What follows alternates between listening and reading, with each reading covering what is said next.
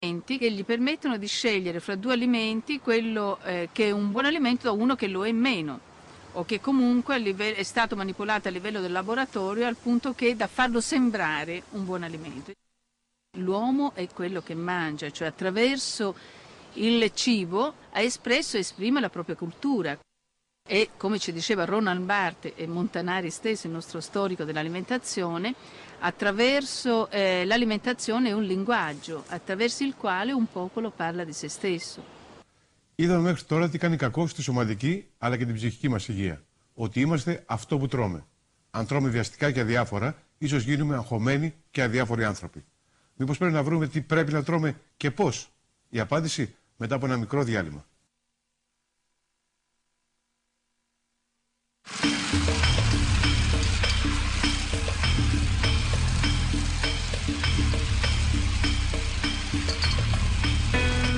Ξεκινήσαμε το 1993 και πήγαμε στην Ολλανδία για 12 μέρες. Μας φιλοξενήσανε και μας έδειξαν βιοκαλλιέργειες πάσης φύσεως. Είδαμε και για πρώτη φορά συνεταιρισμούς βιολογικών προϊόντων πώς λειτουργούν και πράσινα καταστήματα στην Ευρώπη που έχουν μόνο βιολογικά προϊόντα. Στον γυρισμό αποφασίσαμε να δημιουργήσουμε μια ομάδα που να έχει σαν στόχο τη διάδοση των βιοκαλλιεργειών.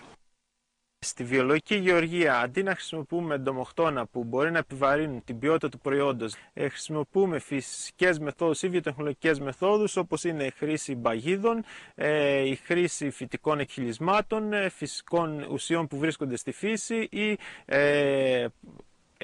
παράσιτα και αρπακτικά που υπάρχουν επίσης στη φύση και καταπολεμούν τους εχθρούς των καλλιεργειών. Το καθένα λάδι έχει τώρα το όνομά του, τελείωσε, έχει ταυτότητα. Είναι ευαίσθητο προϊόν, παίρνει μυρωδιές από το χώρο, ακόμα και το κάψιμα πρέπει να απαγορεύεται όπου γίνεται το εφηρετήριο. Οποιαδήποτε οσμή την τραβάει σαν το σφουγγάρι. Όσο λάδια μπαίνουν στα δοχεία τα πλαστικά που είναι στα αλλεργία τώρα. Δεν επιτρέπεται να μπαίνουν. Στα σπίτια μας. Οι περισσότεροι, αν κοιτάξουμε με τους παραγωγούς μας εδώ, παίρνουν ένα πλαστικό βαρελάκι και βάλουν το λάδι, τρώνε. Απαγορεύεται. Δεν είναι σωστό. Το λάδι θα μπαίνει σε ανοξίδωτο. Και μόνο σε ανοξίδωτο. Ή σε γυαλί. Δεν υπάρχει άλλος τρόπος. Αυτή τη στιγμή στην ομάδα είμαστε 126 άνθρωποι. Ξεκινήσαμε 17. Και κάνουμε εξαγωγές το 90 έως 95% της παραγωγής μας στο εξωτερικό.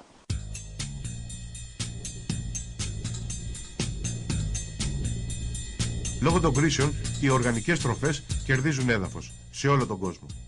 I'm the manager of this business. It's Harvest Co-op Markets, and this is a natural food store, natural foods business that's a consumer cooperative, so it's owned by its members, but its product line is mostly natural and organic foods.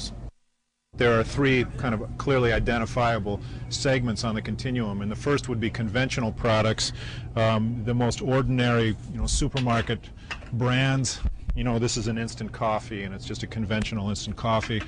And then there are natural things that are produced in a more natural way than the conventional products, but then at the far end, the most pure are the organically grown products. This coffee, for example, is organically grown in Central America, and that means it's grown in soil that's been developed naturally, and it doesn't have pesticides used, it doesn't have herbicides used to control the weeds, it's not treated with fungicides or other chemicals after, it's not irradiated. There are in fact supermarkets that are 4 or 5 times the size of this store that are devoted exclusively to natural foods. There's 10 of them in Boston alone.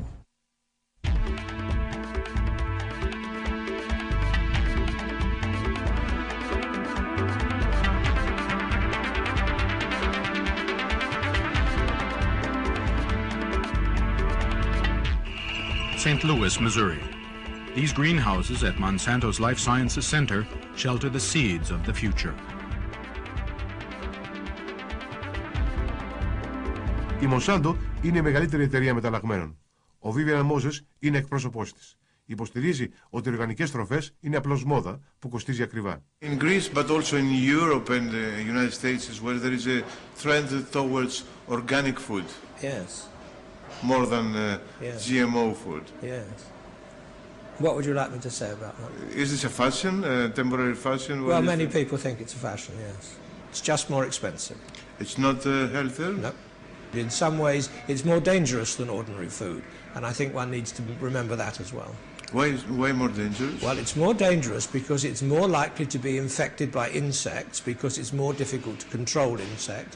And once insects infect the plants, make holes in the plants, they sometimes get infected with fungi, molds. But it's more expensive, and what you pay for is the idea of your food having been grown organically. Σε 5 χρόνια όπου θα αρχίσει και η μεγαλύτερη ζήτηση, η μεγαλύτερη προσφορά σε βιολογικά προϊόντα, πιστεύω εγώ τουλάχιστον εδώ στην Ελλάδα, θα πέσουν ραγδαία οι τιμές των βιολογικών προϊόντων. Η δεκαετία αυτή κόστισε στην Αγγλία, μόνο λόγω των τελών αγελάδων, κάποια 3 εκατομμύρια. Σε αυτά δεν συμπεριλαμβάνουμε το κόστος από τις ανθρώπινες ζωές. Δεν συμπεριλαμβάνουμε το κόστος της ιατρικής περίθαλψης των ανθρώπων οι οποίοι θα πεθάνουν μέσα στα επόμενα χρόνια και να μένουν να είναι αρκετοί. Οδήγησε στη σφαγή κάποιων εκατομμυρίων ζώων κτλ. Όλα αυτά για να έχουμε φτηνό κρέας. Θα είχαμε φτηνό βοδινό με αυτόν τον τρόπο, με τα κρεατάλευρα. Άρα, μήπως θα πρέπει να ξαναδούμε τι είναι φτηνό και τι είναι ακριβό. Μήπως θα πρέπει να ξαναδούμε πώς μοιράζουμε το κόστος, γιατί κάποιος έχει το όφελος από τη μία μεριά και κάποιος πληρώνει το κόστος τελικά. Το κόστος από τις συνεχείς διατροφικές κρίσεις πληρώνουν οι ίδιοι καταναλωτές. Το 5% του προϋπολογισμού της Ευρωπαϊκής Ένωσης θα δαπανηθεί στην αντιμετώπιση της τρελής αγελάδας. Ο αρμόδιος επίτροπος της Κομισιόν για θέματα προστασίας καταναλωτή έχει πολλή δουλειά τα τελευταία χρόνια. On the very first day of taking up office, there was a mini crisis which prevented me from going to a celebration dinner with my wife and children until a late hour. So it's been like that ever since. And 2 weeks later, then the mad cow issue started. So it's been very busy. It has been estimated in Spain the cost is something in the order of about 66 million euros per month, and I think Italy is somewhat the same, a little bit less, so that it really is eating into the budget of the European Union, and of course it's costing a lot of money in each of the individual member states affected also. Uscire da una logica di basso costo, di grandi quantità, dobbiamo ridurre questo consumo di carne, cioè c'è stato un eccesso, una forzatura, e in questo dobbiamo mangiare meno carne molto probabilmente, però dobbiamo fare un discorso di qualità. I eat much less meat than before, and I eat a bit variated. Variation is the best way to keep it a bit safe. As a consumer, I do want to pay more for an egg in order to have a biologically healthy egg, because what's the price of an egg? An egg is cheap. You can't you can't make it for that price. So I am prepared for the eggs that I use as a daily consumer. I want to pay double so that the farmer is able to produce a healthy egg. And I think that's something we have to think about. We have to re-establish the link. Our kids don't know where milk is coming from, where the eggs are coming from, where the meat is coming from. Ανιχνεύτηκε ότι τα χημικά προϊόντα έχουν 12 έως 30% παραπάνω νερό από ότι τα βιολογικά προϊόντα. Δηλαδή, ένας καταναλωτής ο οποίος αγοράζει 1 κιλό χημική ντομάτα και την πληρώνει 350 δραχμές, σε αυτές τις 350 δραχμές να έχει υπόψη του ότι αγοράζει 30% νερό. We live in a very fragmented way. We eat fast food and prepared dishes. We buy it in the supermarket and we don't see the chain. We don't know where it all comes from. And I think that's the problem. Il consumatore deve aver chiaro tutto il percorso dell'animale, quello che viene chiamata la tracciabilità.